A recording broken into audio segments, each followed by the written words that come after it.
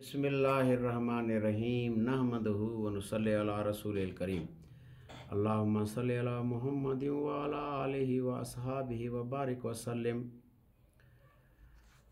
فضائل رمضان میں سے تعلیم کر رہے ہیں۔ حدیث نمبر 3، حضرت ابن عباس رضی اللہ تعالی عنہ ایک مرتبہ مسجد نبی علیہ صاحب الصلاۃ والسلام میں معتکف تھے۔ آپ کے پاس ایک شخص آیا اور سلام کر کے چپ چاپ بیٹھ گیا۔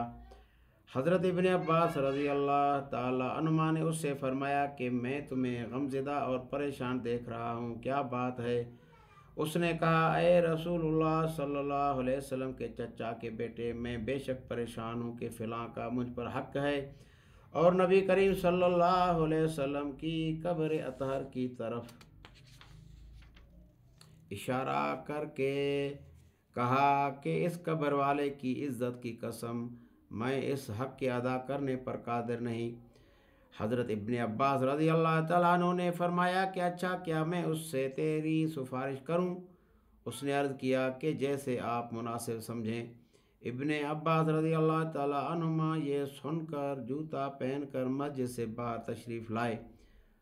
اس شخص نے عرض کیا کہ آپ اپنا اعتکاف بھول گئے؟ فرمایا، بھولا نہیں ہوں، بلکہ میں نے اس قبر والے صلی اللہ علیہ وسلم سے سنا ہے، اور ابھی زمانہ کچھ زیادہ نہیں گزرا۔ یہ لفظ کہتے ہوئے ابن عباس رضی اللہ تعالیٰ عنہما کی آنکھوں سے آنسو بہنے لگے کہ حضور صلی اللہ علیہ وسلم فرما رہے تھے کہ جو شخص اپنے بھائی کے کسی کام میں چلے پھرے اور کوشش کرے، اس کے لیے 10 برس کے اعتکاف سے افضل ہے،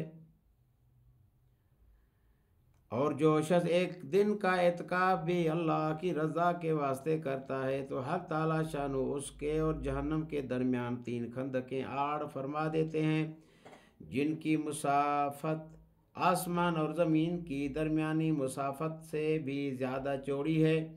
اور جب ایک دن کے اعتکاف کی یہ فضیلت ہے تو 10 برس کے اعتکاف کی کیا کچھ مقدار ہوگی۔ فائدہ: اس حدیث سے 2 مضمون معلوم ہوئے۔ اول یہ کہ ایک دن کے اعتکاف کا ثواب یہ ہے کہ حق تعالی شانہ اس کے اور جہنم کے درمیان 3 خندقیں حائل فرما دیتے ہیں، اور ہر خندق اتنی بڑی ہے جتنا سارا جہان، اور ایک دن سے زیادہ جس قدر زیادہ دنوں کا اعتکاف ہوگا اتنا ہی اجر زیادہ ہوگا۔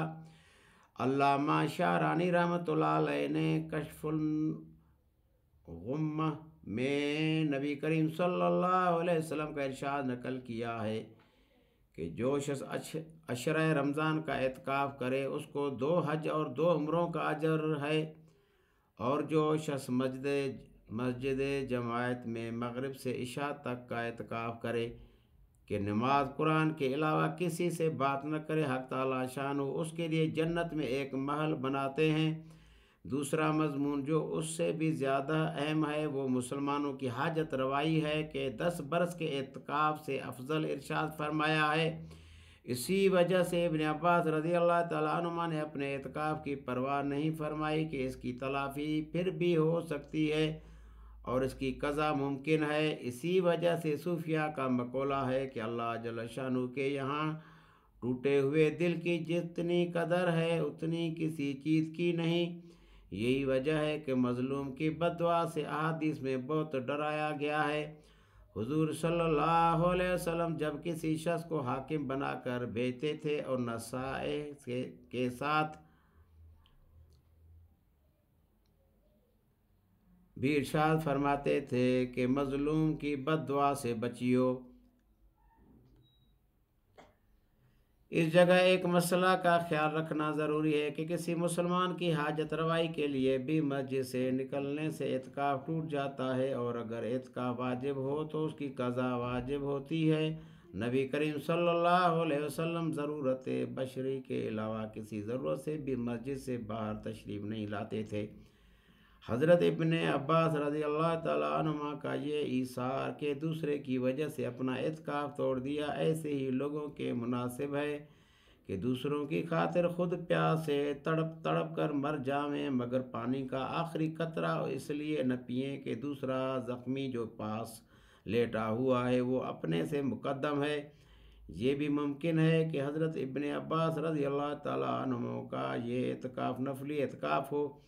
اس صورت میں کوئی اشکال نہیں۔ خاتمہ میں ایک طویل حدیث میں جس میں کئی نوع کے فضائل ارشاد فرمائے ہیں ذکر کر کے اس رسالہ کو ختم کیا جاتا ہے۔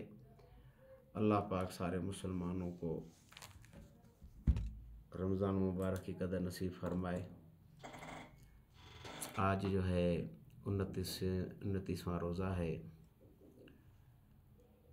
اللہ پاک ہمارے ٹوٹے پھوٹے روزوں کو، تراویح پڑھنے کو، قرآن پاک کی تلاوت، ذکر، اذکار، دعائیں مانگنے کو اپنی بارگاہ میں قبول فرمائے اور پوری امت مسلمہ سے راضی ہو جائے، پوری امت مسلمہ کی مدد نصرت فرمائے، دنیا آخرت میں کامیابی عطا فرمائے، خوشیاں عطا فرمائے۔ تو میرے پیارے بھائیوں، دوستوں، بزرگوں، اللہ پاک نے ہماری اور ساری دنیا کے انسانوں کی دنیا اور آخرت کی پوری کامیابی کو پورے کے پورے دین پر چلنے میں رکھا ہے۔ پورا دین پوری دنیا کے انسانوں میں حضور صلی اللہ علیہ وآلہ وسلم والی محنت سے آئے گا، اور وہ محنت ختم نبوت کے صدقے ہر مسلمان کے ذمہ ہے۔ اس محنت کو سیکھنے کے لیے بزرگ فرماتے ہیں کہ 4 مہینے لگا کر اس محنت کو سیکھا جائے، پھر زندگی کا مقصد بنا کر مرتے دم تک اس دعوت کے کام کو کیا جائے۔ اور مقام پہ رہتے بزرگ فرماتے ہیں کہ ہر مسلمان 5 اعمال کرے، ان میں سے جو ہے 3 اعمال روزانہ کے، روزانہ مشورہ، روزانہ تعلیم، گھر میں مسجد میں شغل کی جگہ پہ روزانہ دعوت کے لباس فارغ کرنا، اور ہفتے میں 2 گشت کرنا، مہینے میں 6 روزہ لگانا، اور ہر سال 4 مہینے کم از کم چلہ لگانا۔ بزرگ فرماتے ہیں کہ بھئی 4 مہینے لگانے کے بعد 2 سال جب مقام پہ اعمال یہ کیے جائیں تو ایسے احباب پھر جن کے قواعد پورے ہوں تو بیرون ممالک کی سال کی جماعتیں تیار کریں، 7 مہینے بیرون ممالک کی جماعتیں تیار کر کے اپنے مسلمان بھائی سے ملاقات کرنے کے لیے جائیں، ان کو دین کی محنت کے لیے تیار کریں، وہ دین کی پورے دین پہ چلنے کے لیے تیار کریں۔ اور ملک کے اندر 1 سال کی پیدل جماعتوں کے تقاضے اور ہر سال 4 مہینے لگانے کے تقاضے ہیں۔ تو اس کے لیے میرا بھی انشاءاللہ ارادہ ہے 7 مہینے لگانے کا، آپ حضرات کا بھی ارادہ ہے انشاءاللہ۔ اللہ عمل کرنے کی توفیق نصیب فرمائے۔ سبحان اللہ و بحمدہ، سبحانک اللہم و بحمدک، اشہد ان لا الہ الا انت، نستغفرک و نتوب الیک، نستغفرک و نتوب الیک، نستغفرک و نتوب الیک۔ سبحان ربک رب العزۃ عما یصفون، وسلام علی المرسلین، والحمد للہ رب العالمین۔